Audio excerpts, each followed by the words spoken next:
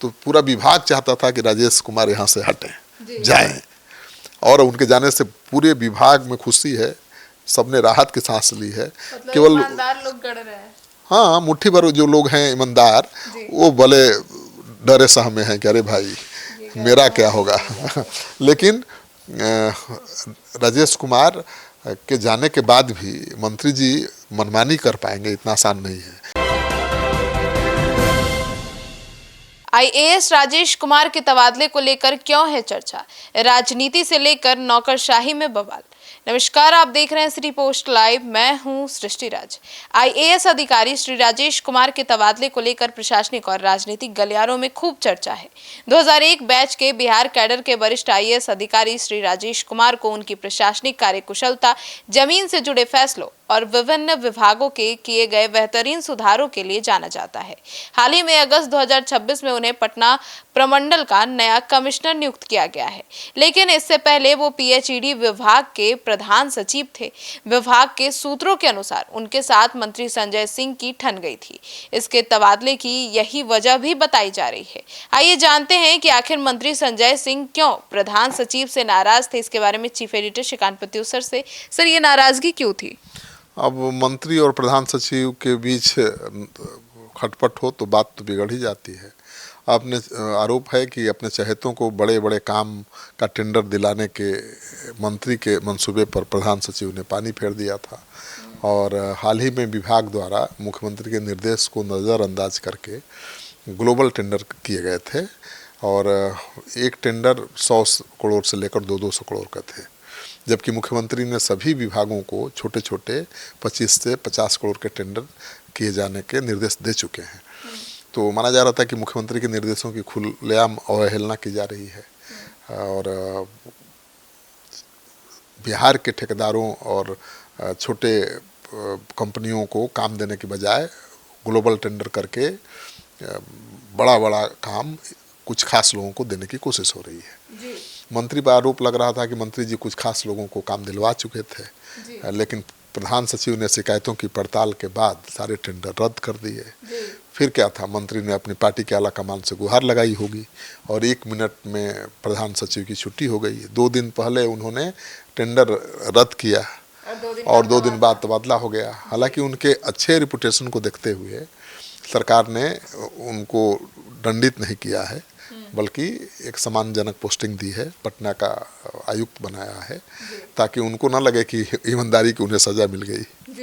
Sir, तो ऐसे में मतलब टेंडर के खेल में प्रधान सचिव नप गए और अब मंत्री जी अपने चहेते के बल्ले बल्ले करवा देंगे। अब देखिए, ये इतना आसान नहीं है। राजेश कुमार ने ठोस आधार पर ग्लोबल टेंडर को रद्द किया है। टेंडर की प्रक्रिया में घोर अनियमितताएं हुई थी। आरजेडी के सांसद सुधाकर सिंह ने टेंडर में घपले को लेकर प्रेस कॉन्फ्रेंस भी किया था।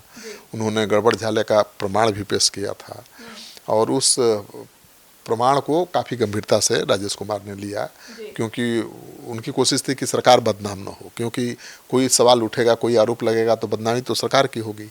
तो फिर उन्होंने क्या किया कि सारे उन्होंने कोई प्रेस कॉन्फ्रेंस नहीं किया।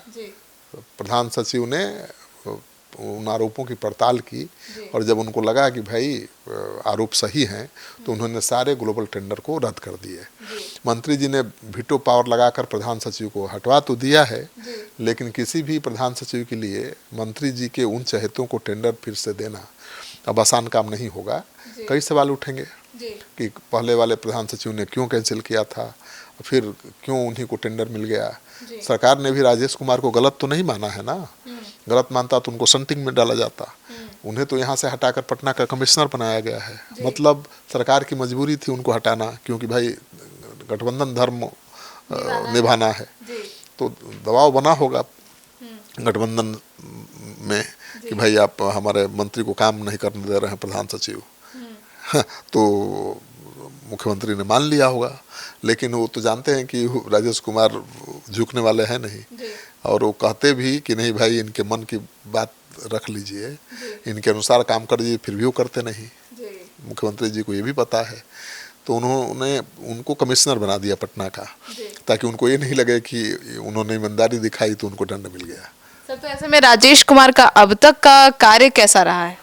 देखिए, अपने लंबे प्रशासनिक करियर में उन्होंने कई महत्वपूर्ण पदों पर काम किया है और शानदार प्रदर्शन रहा है। जिला स्तर पर डीएम के रूप में उनका प्रदर्शन शानदार रहा है। पूर्णिया, मधेपुरा, शेखपुरा के डीएम रहे हैं और उन्होंने कानून व्यवस्था के क्षेत्र में अच्छा काम किया है। सरकारी कल्याणकारी योजनाओं को सीधे जनता तक पहुंचाने के लिए वो जाने जाते हैं।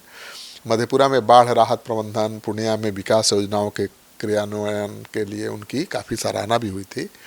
सामाजिक कल्याण और सहकारिता के निदेशक के रूप में काम करते हुए उन्होंने आंगनवाड़ी केंद्रों की स्थिति सुधारने और बच्चों, गर्भवती महिलाओं के पोषण स्तर को बेहतर बनाने के लिए कई कड़े कदम उठाए थे।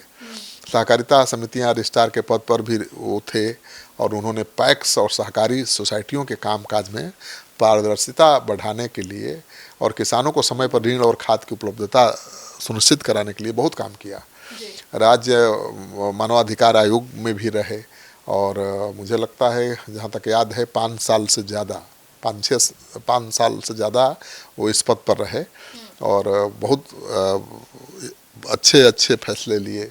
कोसी और भागलपुर जैसे संवेदनशील क्षेत्रों के आयुक्त भी रह चुके हैं और उन्होंने क्षेत्रीय विकास कार्यों की रफ्तार में अहम भूमिका निभाई है और भूमि विवाद से जुड़े मामलों के निपटारे के लिए विशेष अभियान चलाने के लिए वो जाने जाते हैं।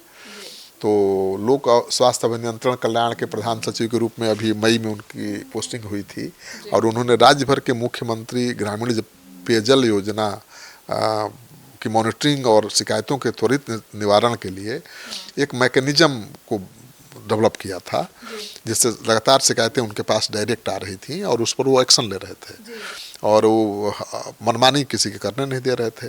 उनके रहने से विभाग के तमाम अभियंता, मुख्य अभियंता, सहायक अभियंता सब परेशान थे, क्योंकि उनको तो ले देकर काम देने की आदत है, टेंडर देने की। हाँ, टेंडर देने का भी खेल होता है और पेमेंट देने में भी खेल होता है। तो इस खेल को उन्होंने रोक दिया था। इस वजह से परेशानी सबको हो रही थी। तो पूरा विभाग चाहता था कि राजेश कुमार यहाँ से हटें, जाएं, और उनके जाने से पूरे विभाग में खुशी है, सबने राहत की सांस ली है। मतलब केवल ईमानदार लोग गढ़ रहे हैं। हाँ, मुट्ठी भर जो लोग हैं ईमानदार, वो भले डरे सहमे हैं कि अरे भाई मेरा क्या होगा। लेकिन राजेश कुमार के जाने के बाद भी मंत्री जी मनमानी कर पाएंगे इतना आसान नहीं है, क्योंकि राजेश कुमार ने टेंडर अगर रद्द किया है तो ठोस आधार पर किया होगा और पूरा लिखा पढ़ी किया होगा। तो फिर से ग्लोबल टेंडर करना और अपने चहेतों को टेंडर दिलाना आसान नहीं होगा। तो सुना आपने, तो अब इनको लेकर आपकी क्या राय है कमेंट सेक्शन में जरूर बताइएगा। आगे की खबरों के लिए जुड़े रहिए हमारे साथ और देखते रहिए सिटी पोस्ट लाइव। धन्यवाद।